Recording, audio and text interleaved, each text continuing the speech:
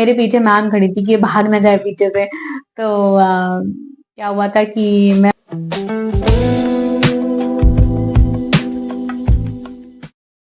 कुछ ऐसे चेंजेस किए हैं जिसकी वजह से मुझे काफी ज्यादा ग्रोथ दिखी है हर एक चीज में। तो अभी क्या हुआ रिसेंटली ना, मुझे एक वीडियो बनानी थी, तो मुझे टॉपिक नहीं मिल रहा। तो मेरी एक फ्रेंड है, बाहर रहती है, उसने मुझे बताया कि वो भी सेल्फ ग्रोथ में काफी ज्यादा बिलीव करती है and she is also improving day by day. उसने मुझे बताया कि जो जो विक्टिम माइंडसेट होता है ना कि हमेशा जो दुख में रहे और सोचे कि हमेशा मेरे साथ ही सारी चीजें क्यों होती हैं, उस माइंडसेट का इंसान कभी ग्रो नहीं कर सकता। कि मेरे साथ ऐसा क्यों होता है, ये इसके बजाय आप ये सोचते हो कि मेरे साथ ये हुआ तो ये मुझे क्या सिखाना चाहता है। या फिर आप ये सोचते हो कि अगर this thing is happening with me, तो how can I handle it better than I can in the past. तो जो इस इम्प्रूवमेंट की जो थिंकिंग होती है ना आपके अंदर, वो आती है, तो आपका जो ओवरऑल ग्रोथ है वो भी बढ़ता है।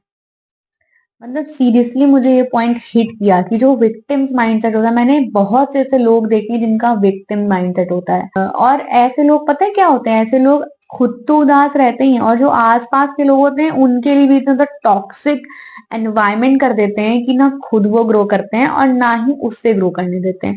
और इवेंचुअली क्या होता है, उनके दोनों का रिलेशन खराब हो जाता है।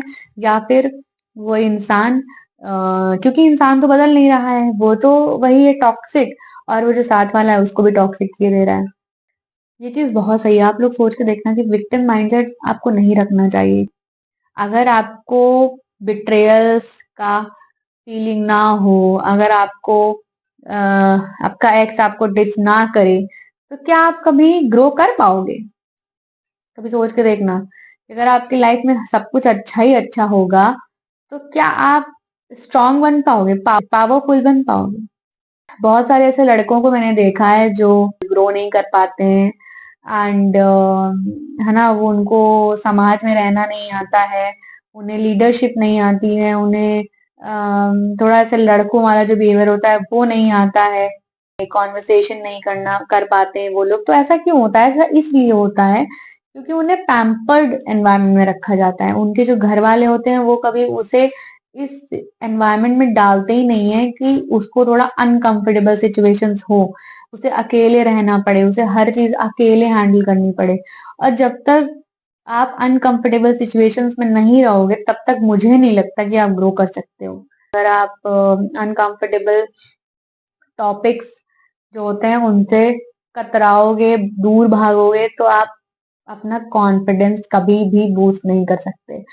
अब जैसे मैं बैठ के बोल रही हूँ कैमरे में, राइट, तो ऐसा तो नहीं कहा कि मैं बचपन से ही ऐसी हूँ कि हाँ मैं बोल सकती हूँ कैमरे के सामने, ऐसा नहीं था। जब मैंने पहली बार अपनी स्पीच दी थी, पहली बार मैंने गाना गाया था 5th क्लास में अपने स्कूल में, और मुझे उस टाइम बहुत ज्यादा नर्वसनेस थी, बहुत ज्यादा। बट वो, हाँ वो होता है ना ऐसे बच्चों में ना, ऐसे मतलब बचपन में वो चीजें से निकल जाती है। बट बड़े होने के बाद मैंने पहली बार स्टेज में 7th क्लास में स्पीच दी थी, और मुझे अभी भी याद है वो मैं स्पीच एंड तक नहीं देना चाह रही थी, बट मेरी जो मैम थी, मेरे हाउस की मैम जो थी, उन्होंने मेरे को बहुत ज्यादा फोर्स किया था कि हाँ आप स्पीच दो एंड आपको ही देना है।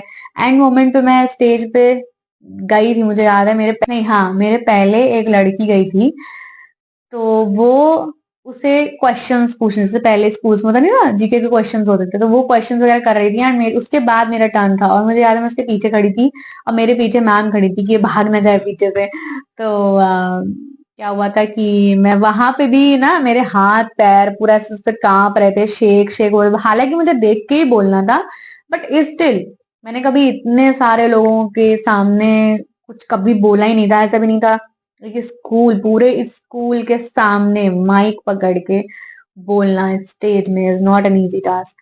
तो मैंने वो पहली बार बोला था एंड मुझे बहुत ज्यादा नर्वसनेस थी, बहुत ज्यादा नर्वस थी, बट मेरी जो मैम थी वो काफी सपोर्टिव थी। तो मैंने स्टार्ट किया एंड देन मैंने धीरे धीरे बोलना शुरू किया एंड मेरी आवाज बहुत ज्यादा कांप रही थी, आवाज भी कांप रही थी, बहुत ज्यादा शेकी वॉइस थी। एंड उस दिन मैंने स्पीच दी बीच से नहीं भागी मैं स्टेज में, ऑफ कोर्स। रिस्पेक्ट की बात थी भाई, कोई इसके बाद मैंने बैक टू बैक स्पीचेस दी। फिर उसके बाद बहुत मतलब फिर सब नॉर्मल हो गया था। तो मैं सिर्फ ये बताना चाह रही हूँ कि आपका जो फर्स्ट स्टेप होता है ना, वो ऐसा होता है कि वो इतना ज्यादा अनकंफर्टेबल होगा कि आप उसको करने के बारे में सोचोगे कि भाई मैं ये स्टेप उठाऊं या ना उठाऊं। बट अगर मैंने उस दिन स्पीच नहीं दी होती और मैं भाग गई होती मैम से कह के कि नहीं मैम मैं नहीं दूंगी, रोने लगती वहीं पे, तो आज इतना कॉन्फिडेंस मेरे में नहीं आता, है ना। तो हर चीज, हर बड़ी चीज की शुरुआत एक छोटी चीज से होती है, एक छोटे स्टेप से होती है। और जो वो वाला जो स्टेप होता है ना, वो बहुत ज्यादा अनकंफर्टेबल होता है। अपॉर्चुनिटी है, अगर आपको ऐसा लग रहा है कि है ना ये बहुत ज्यादा अनकंफर्टेबल है, मेरे से नहीं होगा ऐसा कुछ, तो ऐसा कुछ भी नहीं है। You are much more capable than you.